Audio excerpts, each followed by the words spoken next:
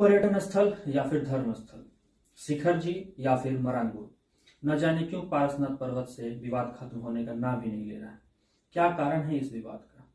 इसमें कहां तक इबादत है और कहां तक सियासत? आइए जानते हैं विस्तार से सूचना संवाद में। नमस्कार, मैं विवेक कुमार। वसीम साहब लिखते हैं कि उसी को जीने का हक है इस जमाने में जो इधर का लगे और उधर का हो जाए। बहरहाल आइए जानते हैं पारसनाथ के बारे में।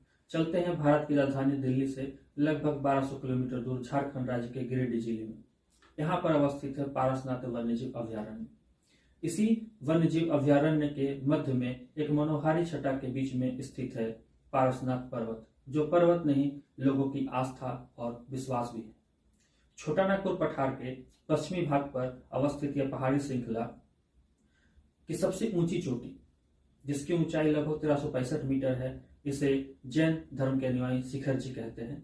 तो आदिवासियों के लिए यह है उनका मरांग गुरु। अपनी प्राकृतिक सुंदरता के लिए विख्यात यह पर्वत सैलानियों को भी काफी आकर्षित करती है। ऐसा माना जाता है कि इस पर्वत का नामकरण जैन धर्म के 23वें तीर्थंकर पार्श्वनाथ के नाम पर किया गया है। जैन धर्म के अनुसार उनके 24 में से 20 तीर्थंकरों ने इसी पर्वत पर निर्वाण प्राप्त किया था, और प्रत्येक तीर्थंकर के लिए यहाँ एक गोमती अवस्थित है जिसे टोंक कहा जाता है। इस पर्वत पर लगभग 30 जैन मंदिर अवस्थित हैं, और ऐसा माना जाता है यहाँ पर अवस्थित जैन मंदिरों को मगध के राजा बिंबिसार के द्वारा निर्मित किया गया था।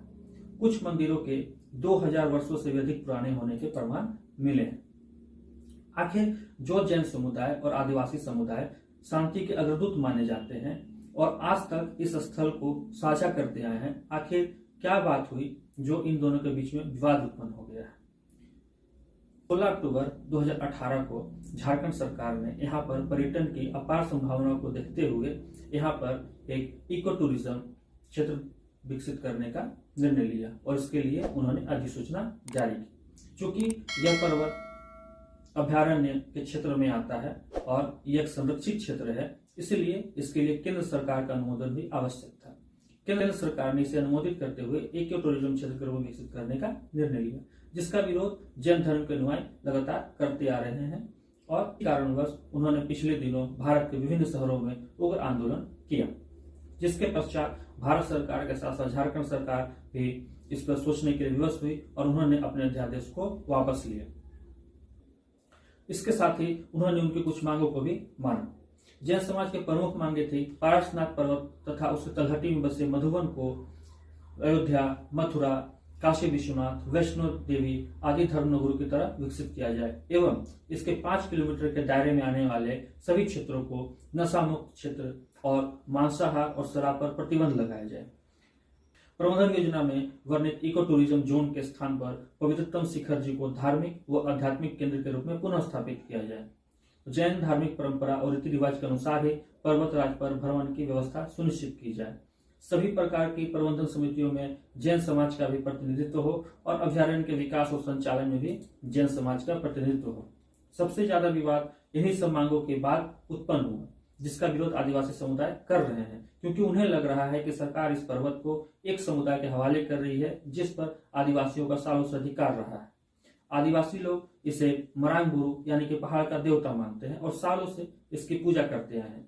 इसी पर्वत पर इनका जाहिर स्थान और विषम स्थान भी है, जो कि इनके लिए बहुत धार्मिक महत्व का है, और यहीं पर उनका सालाना वैशाख पूर्णिमा के दिन 3 दिवसीय शिकार महोत्सव का भी आयोजन किया जाता है, जिसे कि वो लोग विषम सेंद्रा कहते हैं। चूंकि जैन धर्म के अनुयायी पूरे क्षेत्र के 5 किलोमीटर के एरिया में शराब और मांसाहार का निषेध किए जाने की मांग कर रहे हैं, और उसी 5 किलोमीटर के दायरे में इनका शिकार स्थान भी आता है, इस कारण आदिवासियों में रोष है। उन्हें लगता है कि सरकार इस पर्वत को एक समुदाय को देने की कोशिश कर रही है।